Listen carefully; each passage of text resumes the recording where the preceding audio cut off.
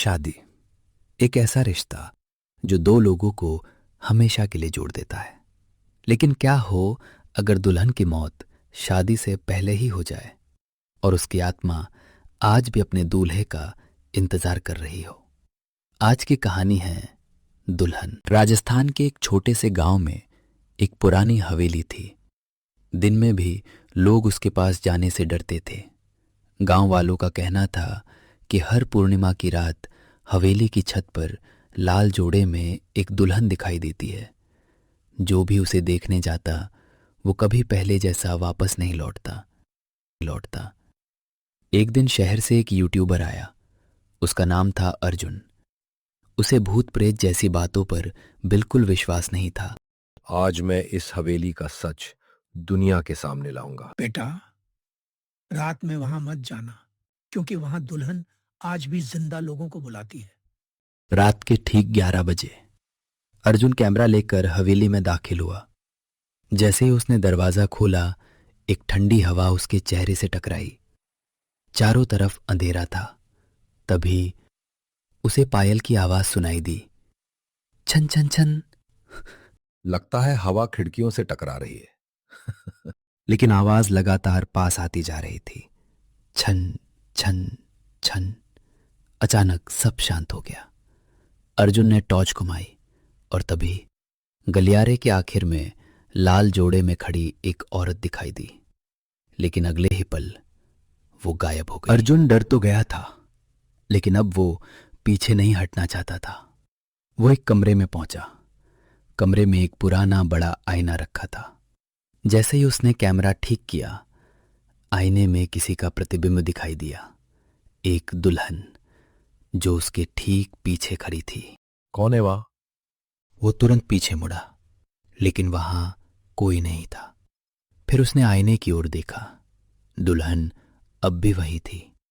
धीरे धीरे उसने अपना हाथ उठाया और सामने वाले कमरे की ओर इशारा किया, फिर गायब हो गई।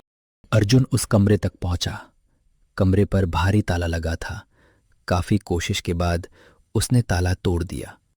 अंदर धूल से भरा एक संदूक रखा था। उसके अंदर एक पुरानी डायरी थी।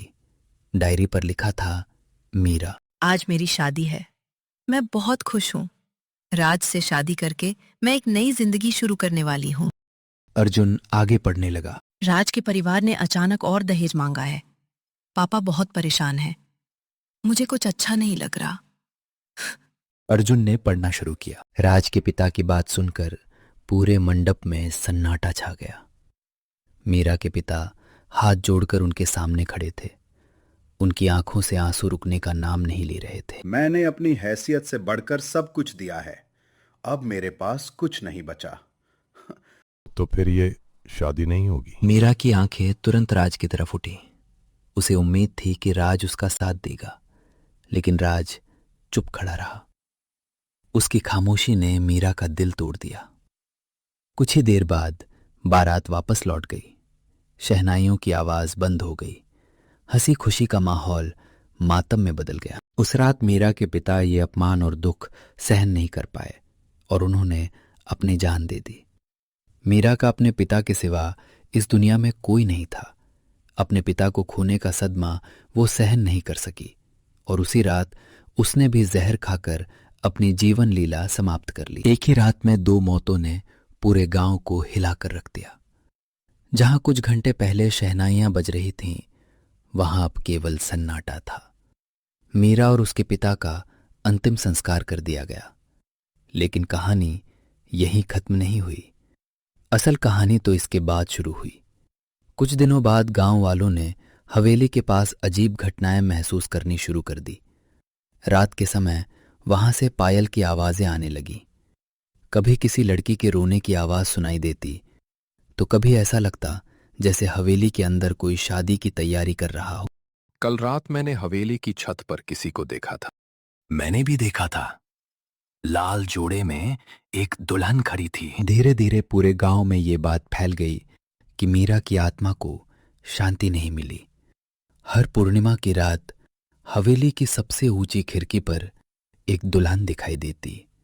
वो दूर सड़क की ओर देखती रहती, मानो किसी का इंतजार कर रही हो। साल बीत गए, लोग उस घटना को भूलने लगे, लेकिन हवेली ने उसे कभी नहीं बुलाया। एक रात ठीक 12 बजे हवेली के बंद पड़े मुख्य दरवाजे अपने आप खुल गए।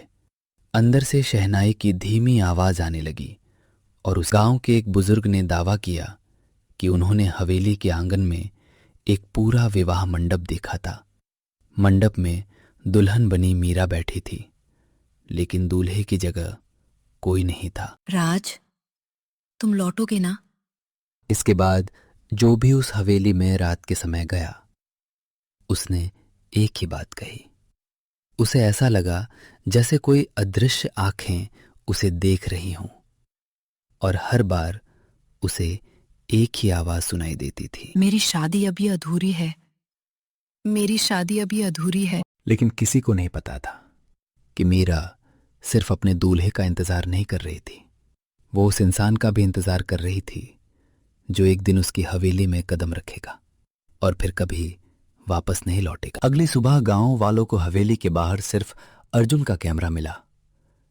कैमरा अब भी रिकॉर्डिंग कर रहा था।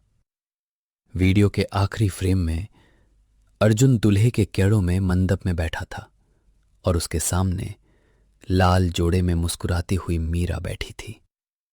उसके बाद स्क्रीन काली हो गई और वीडियो में आखिरी बार एक आवाज सुनाई दी, अब मेरी शादी पूरी हो गई।